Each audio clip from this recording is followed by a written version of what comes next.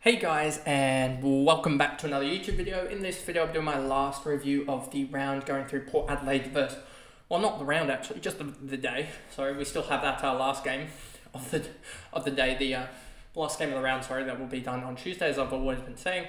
But yeah, Port came back from the clouds against Hawthorn. What was it?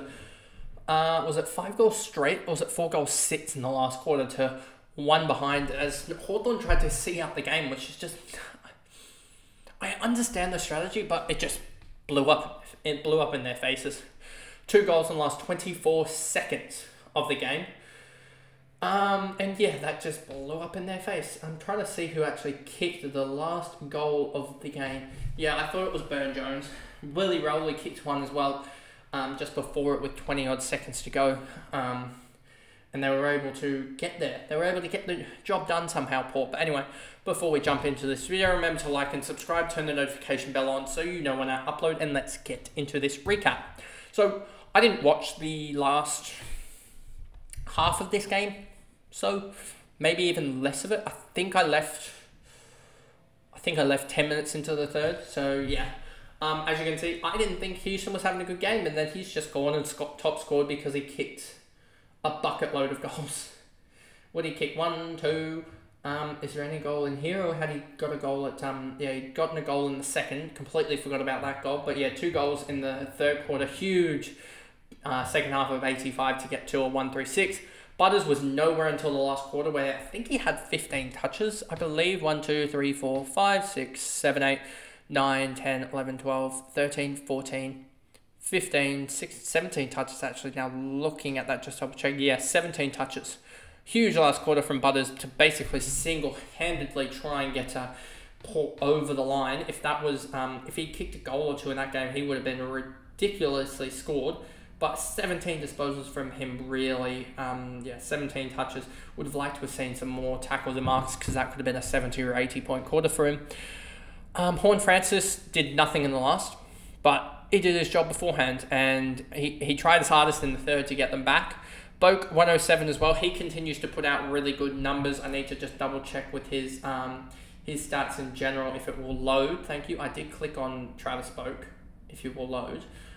He had a pretty good second half of 68 to get there, and he had 7 and 5 marks and tackles, so that's the reason why he's up there in terms of disposals. Burgoyne, Farrell, Willem Drew, Rioli, Marshall, Aaliyah, Mead, Vicentini, a 60. He got dominated, I felt like. 45 hit-outs to 29, and Meek started to get him around the ground as well, as Meek had 18 touches to Vicentini's 8, as well as an extra tackle on top of that. And if I don't think they have free kicks on this one, from what I can see just quickly here. So yeah, he just got absolutely burnt, basically. I mean, Meek did a 10-24 extra ruck contest and 3 extra CBAs, but his clearances as well, up 2 on clearances and up 2 on inside 50s, and Vicentini had an extra % time on ground, so it just shows Vicentini went forward and didn't kick a goal at all, so didn't really have an impact. And even if you look at the ruck contest, with Dixon included, and remove all the ones, like Dixon went to 28, which would put them at him and Vicentini combined for 97. 4 more ruck contests than the likes of Meek. They still lost the hit-outs 45 to 38. So just shows the dominance that Meek had in the ruck. So yeah, that's that on Vicentini. I think that Sweet needs to come back in for the sake of Port Adelaide, because they pretty much were going to lose that game if it wasn't for Butters, Houston, and Boak having huge last quarters. If it wasn't for them having huge lasts, then we're talking about Port losing another one. Basically because they decided they wanted to go for a ruck that I don't think was there. I don't think you should have played him. And I think they should have stuck with Sweet, as he was coming back from illness, and yeah, he should have played, because Vicentini basically played against Geelong, which is just nothing of a ruck contest. And yeah, so it was basically Butters, Houston, Boak, and Brioli kicked 2 in the last as well. That got them over the line and saved Ken Hinkley almost his job, honestly, at that point, because losing to Hawthorn would have been horrific. Burn Jones, Bergman, none of these guys really matter. Ollie Wine's out with a heart problem early in the second but it sounds like he is going to line up, even though he did miss one for 1 week in 2022. I believe it was round 5 or around that marker, for the exact same issue.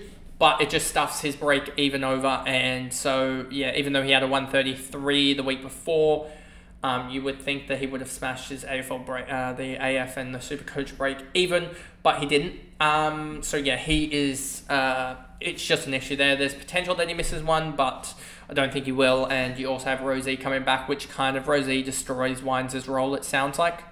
Hardwick kicked 5 and then went back into defence, and he still had another 80 points in the preceding 3 quarters, including a 7-point second, and then 36 and 40. So he did really well scoring wise. I think he ended up with like 180 Supercoach as well.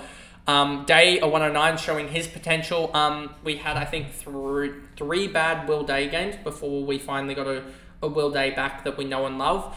And he is averaging this year 74 fantasy points, 75. So he's going to be back in the what do we do with category, as he may be sort of that 90 guy, and I'm just wondering if he is actually a go, given his history beforehand, where I don't know if he necessarily scored the greatest. I forgot what he actually scored last year, so we'll see about that one. Meek 108 thought he absolutely dominated the contest. So yeah, he had pretty much 27 in each quarter, you would say. Which is a really good game for him. Amon, 96. D'Ambrosio back to a 92, but no one has him, so it doesn't matter. Newcomb is slowly building into it. I think he's building to 80 games alongside some 100 games, so I think he's going to be one that we look at next year, potentially alongside what I said in the George Wardlaw take last video, in the natural improvement. He may actually reach the natural improvement next year. He sort of was in that same take last year as well, with that. Is he going to step on a new level up? We'll see. It kind of comes in focus when you look at the ruckman. It seems like he's playing better with Meek as a ruck. Maybe that's some sort of continuity thing. McDonald, 72, Nash. Moore was just horrific and a bad choice by me, as he doesn't have the role, and that is something that I'd like to point out from my Twitter post that, go around and get around the Twitter post here. If I just go... here, that is me sort of doing my deed to get the next upload ready. That is coming out at 12 in a couple minutes time. But yeah, this post here, just get around it. You've got Mini Monk around here. You've got Scott Father as well. You've got Abdul as well. I'm pretty sure he's up there in terms of Supercoach, I believe. But yeah, just get around this post and add your take to it, I guess. Mackenzie doesn't really have the role, similar to Moore. That's one of the main points that I would say is role over points. Ginnivan, Deer, Warple, Chol, Watson, Sarong, Impey, Phillips, Frost, Weddle, Jaff, Mitchell, and Bruce. And that's pretty much it for this video, going through the Port versus Hawthorn game, going through guys that, the amazing comeback from Port. But anyway, I will try and get this video probably ended off here, just so I can get the other videos out before they need to get out. But anyway, that is the video there. It's a little bit annoying that Will Day is starting to hit form, as I really wanted him underpriced, and it looks like we may only get him 5 or so unders rather than the 10 or 15 that he would get if he didn't put out these 109 games. So hopefully he can put out a couple more 50s, but that is the video, and I'll see you guys in the last recap of the round, and then we'll get the usual rounds in between round videos out. So I'll see you guys then. Bye guys.